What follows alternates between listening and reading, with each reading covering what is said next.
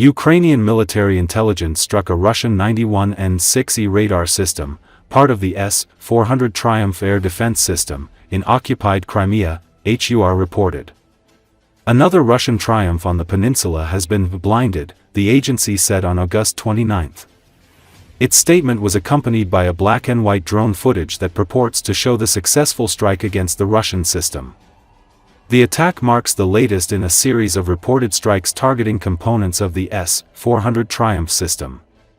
In late June, Ukrainian drones struck air defense equipment in Crimea, damaging radar units and other parts of the system.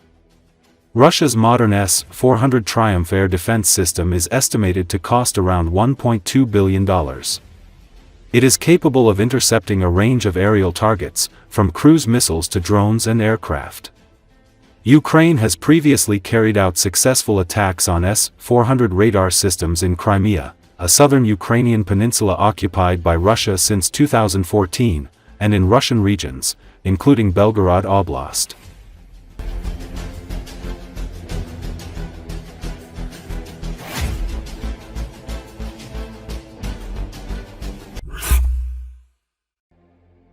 In the Ryazan region, as a result of an explosion at the Russian gunpowder and shell factory Elastic, about 300 tons of gunpowder for artillery shells and 600 units of 152mm shells were lost. This was reported by Militani with reference to data from the OSINT resource Dnipro-OSINT.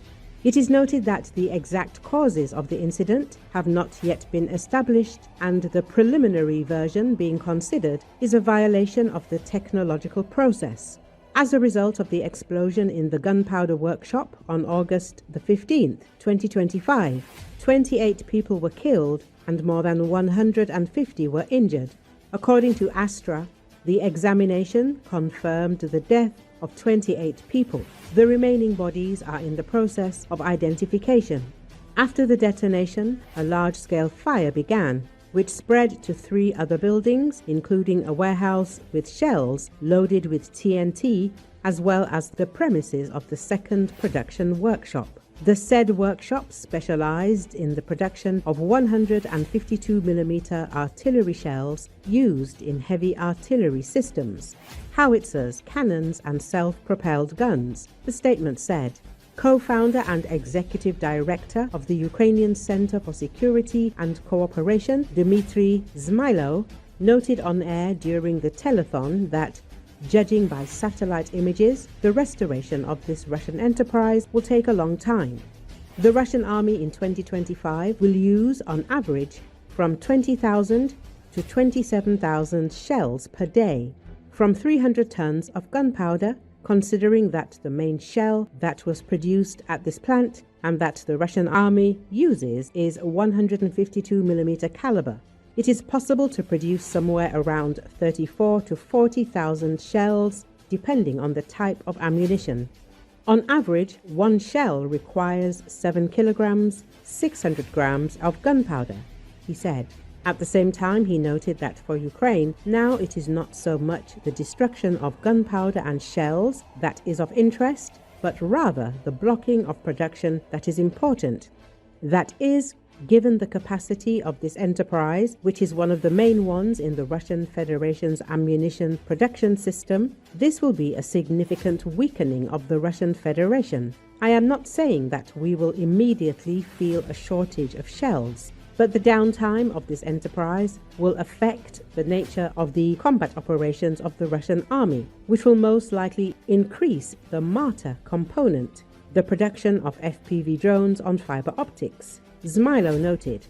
According to him, the Russian Federation produces 1.3 million shells per year, which corresponds to their daily norm for using this type of weapon in Ukraine.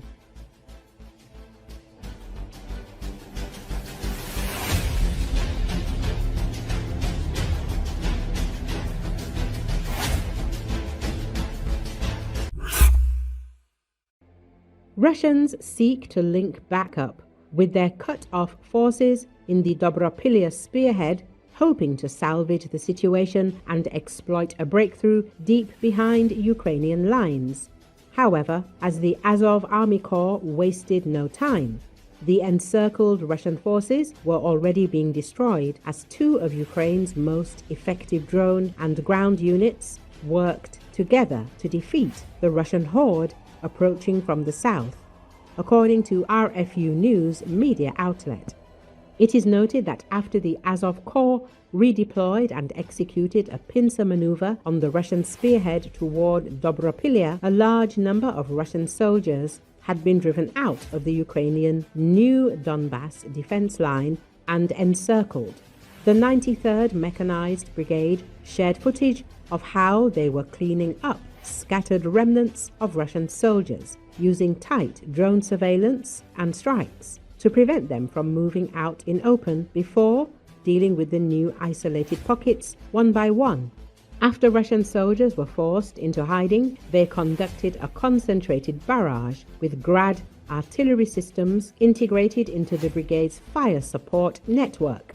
The aim was to target the most concentrated pockets of Russian forces and saturate them as much as possible before a ground assault was made possible.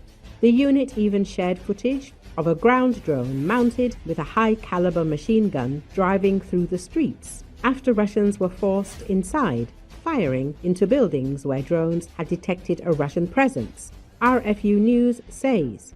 It is noted that Ukrainians cleared out pockets of Russian resistance, taking many prisoners of war and proudly raising the Ukrainian flag and the flags of their units in the areas they liberated, with the 79th and 82nd Air Assault Brigades taking the lead in Zoloty Kolodiaz, contrary to earlier reports of the Da Vinci Regiment acting alone.